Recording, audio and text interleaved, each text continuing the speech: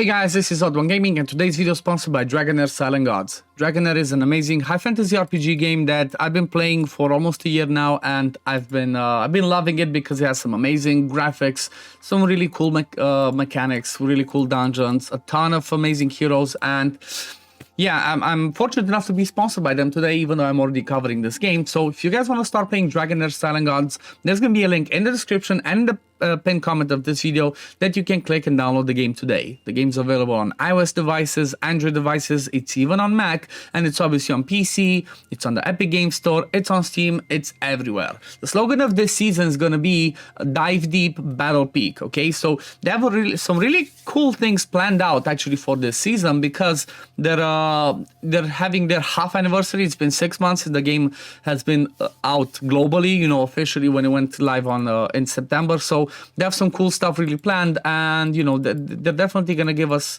some interesting things, which I'm looking forward to, and you guys should definitely join this as well. So the amazing thing also that they're doing is the fact that they do have Dungeons and Dragons mechanics. You know, some stuff that's kind of like Dungeons and Dragons with the dice roll, the tabletop mechanics, amazing story and whatnot. And not only that, but they do have collaborations with Dungeons and Dragons. So as an example, we had already two people from the Dungeons and Dragons lore that joined Dragonheir. First one was Druid Doordan, and then the second one was Elminster Omar, which I cannot show you right now because it's just it's over here. Let me see. Come on, there we go. I cannot show you, but Elminster Omar was the recent addition. Also, in the next 3 months, there's gonna be another one. There's gonna be another Dungeons and Dragons collaboration that's gonna happen, and basically has to do with this. Okay, so. This one basically just says who will be the next collaboration character. So based on this image, leave it in the comments below. Who do you think is gonna be the next Dungeons and Dragons legend that's gonna join the Dragonheir universe? I'm really curious about what you guys are gonna see. So what we're gonna talk about today is a little bit about the new heroes that were added. There's a ton of new things that were added in season 2. Again, new heroes, new gear sets, new artifacts, some changes to the dungeon mechanics. So there's gonna be a lot to dive into. But what I'm going to cover today as as the second part from yesterday's video is we're going to go through the Lightning and Necrosis heroes because there were too many to just do a 1-hour video of all of them. That would have been too boring. So let's see what do we have this season. So again, the pairings this season, didn't mention. This season pairings will be Fire Radiant, Lightning Necrosis, and then Ice and Poison. So let's see, what are the Lightning and Necrosis people added? Okay, first one's going to be Aspalta. Don't think she was part of the story in the season 1, so I don't remember. Maybe she was. Leave it in the comments below if you know. Was she part of the story? Because I don't really remember. So let's see. Okay, increases allies attack by 30% in all battles. Okay, that's a good start. Oh yeah, she's part of the new damage school. So let's see what the shadow do. This hero's ultimate skill consumes the shadow energy instead of normal energy. Shadow energy does not increase over time, but it gains. But is gained by attacking or casting skills. Some shadow energy heroes can also restore shadow energy for their teammates. Okay, this one sounds different. Okay, let's see passive. Dealing damage grants shadow energy. When the hero has enough shadow energy, they can cast their ultimate skill. As the battle starts, grants 100 stacks of Heart of Hate to all shadow allies and loses 1 stack of this status every 1 second after. Heart of Hate, each stack increases damage by 5%. So you start off the battle with 50% increased attack. So this one sounds like an amazing for like quick bursting. So might be like arena or quick farming dungeons. I like this. This is interesting. Okay, battle skills. Throws a shadow blade at the target, dealing 300% attack to them and 200% necrotic damage to enemies within a target centered range in the meantime. So 500% single target, 200% AoE. Not the best, not the worst. Gains 10 shadow energy for each enemy hit. Okay, that's interesting. So definitely good for AoE stuff. And gains an additional 200% shadow energy when casting this skill in battle for the first time. So I guess instead of 10, you get 200% energy. So I guess double. I'm not the best at math. I cannot brain right now. So I guess this one's, again, it sounds like it's all about that initial burst. Okay, let's see. The ultimate grants 20 shadow energy to all shadow allies. Okay, so she's an enabler. Strikes enemies within range 3 times, with each strike dealing 200% attack. ignoring 50% of the enemy's defense. Okay, this can be strong. So it says here that it's the initial is 20. So the first one, once you have 20 shadow energy, you can cast it. So I guess this one cast it and boom, she straight up can cast. No, wait, she's gonna have to gain from this one. So the first time she's gonna come, she's gonna do this, and then straight up gonna be available to do the ultimate, which means after 7 seconds, 5 after you scroll her, oh no, 7, yeah, just 7, she's gonna be able to do her ultimate. That sounds interesting. So it's pretty interesting. I'm guessing like after I would have to do some testing to see how much damage they actually do. But like I said, she just seems like an enabler and an initial amazing burst. Okay, let's see the next one. Daphne. I remember seeing her a while back. I think it was in season 0. I remember seeing her a little bit in the game. Like, oh no, season, the first closed beta. That's what I mean. Again, another shadow one. Increases ally attack in dungeons by 45%. That's huge. Let's see the passive. Dealing damage grants shadow energy. Okay, when the hero has enough shadow energy, they can cast their ultimate skill. Okay, we know that. The hero gains an additional 20% shadow energy. I guess overall, like I don't know. I guess it means overall. So that means she's gonna come back to her ultimate faster. Also, if the hero possesses a target when gaining shadow energy, the possessed target gains the same amount of shadow energy. Okay, so sounds like an enabler. She sounds like an enabler as well, because I guess she possesses somebody else and maybe boost them. Guess we're gonna see next. Battle skill randomly attacks up to 3 enemies, dealing 350% necrotic damage against 10 shadow energy on each enemy hit. Okay, that's good. So it's basically if there's 3, you get 30. If it's just 1, it's only 10. So more sounds more AoE focused.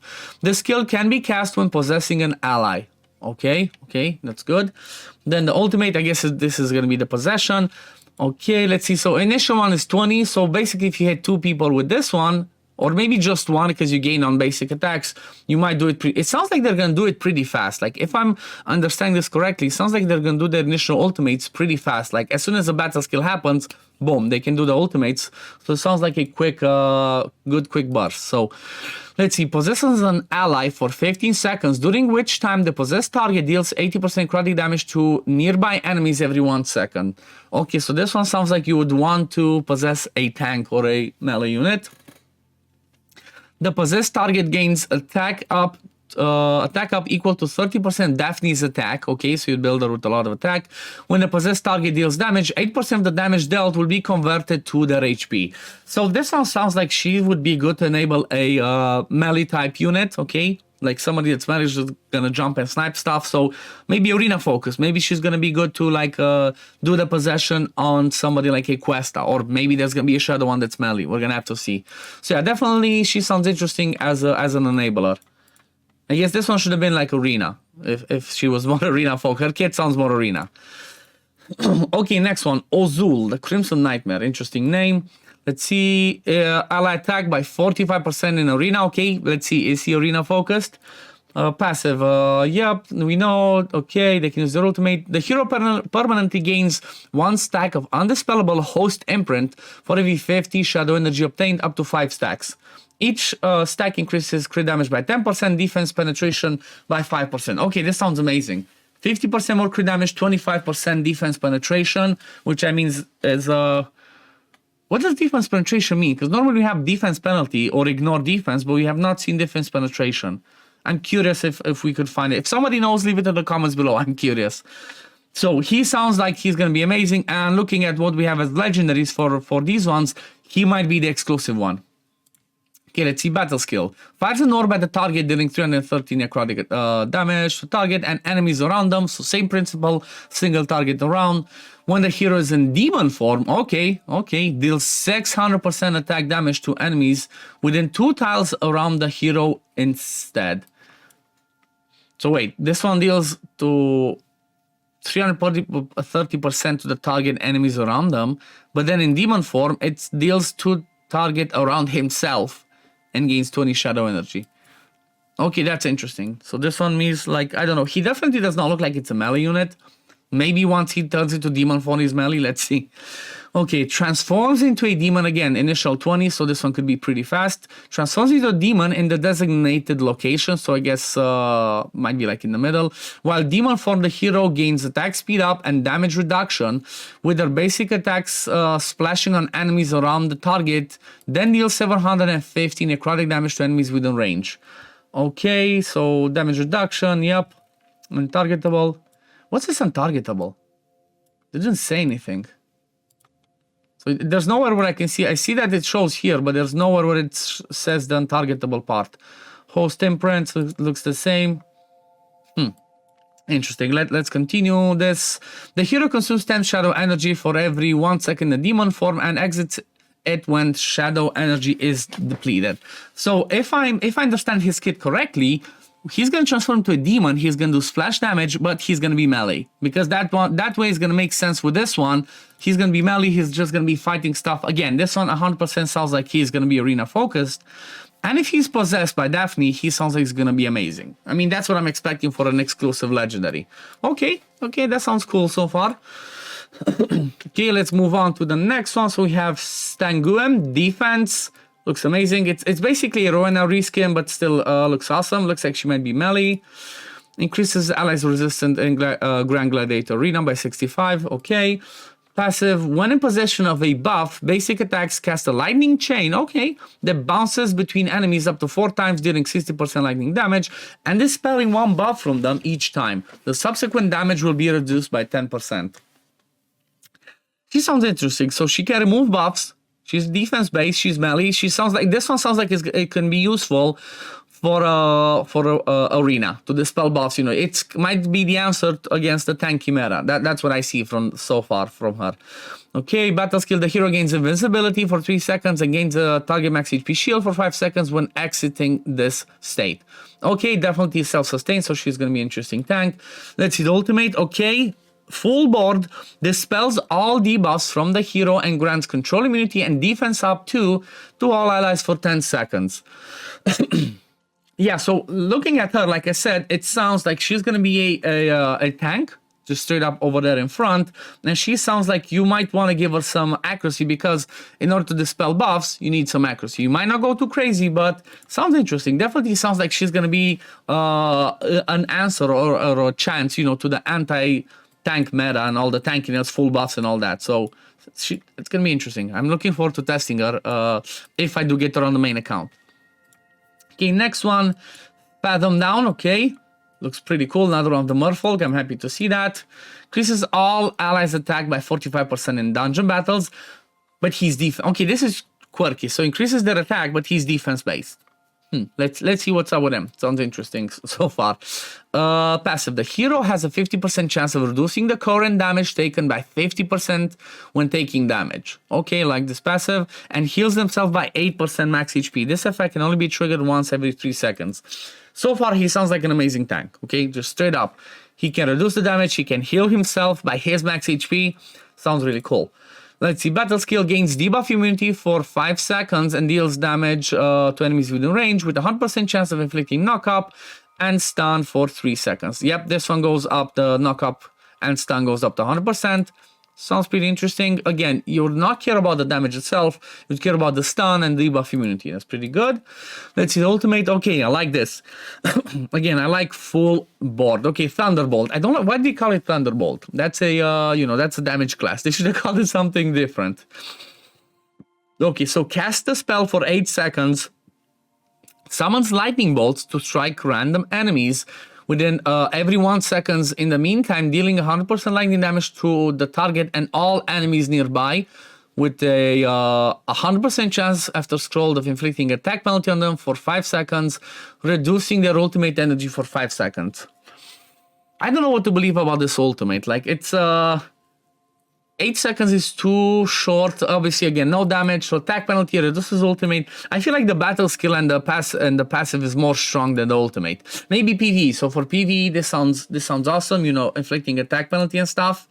But apart from that, this does not sound as powerful, especially for what he brings. You know, as a tank, and only 5 seconds. I'm not as impressed anymore. After I saw ultimate, not as impressed. Okay, let's move over to the next one. So we have Chitter. Okay, Chitter was definitely part of the season 1 story. So let's see what he's up to. He's another shadow one.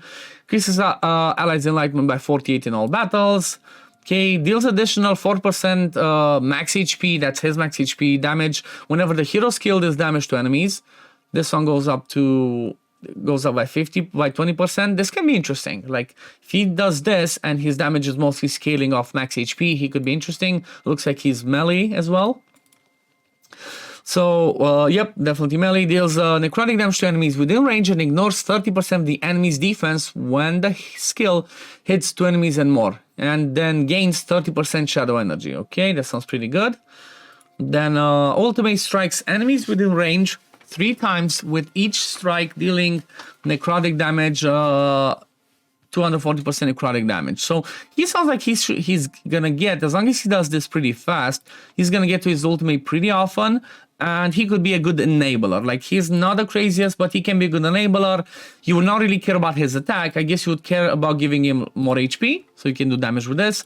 And then maybe you would just make him tanky. Okay, you might make him tank him, give him skill haste, so he comes back to the battle skill, so he does the ultimate more. I'm not that impressed with him, honestly. Okay, next one. I guess he just decided to go to the side. This is Voresh's cousin, I guess, or Voresh's twin darker brother. Let's see what does he do. So Taldi, another shadow hero, increases all allies' defense in arena by 30%. Okay, passive dealing damage. Yep, the hero. Yep, they can cast. Okay, when gaining shadow energy, grants 30% of Tage's shadow energy to another shadow ally. Okay, this one sounds good. This one sounds good. This one sounds like he can be good to enable somebody else. Cast the spell 3 times. Each time grants the hero 20% shadow energy. That's it. That's it. So it doesn't do damage, just straight up gives him basically 60 shadow energy.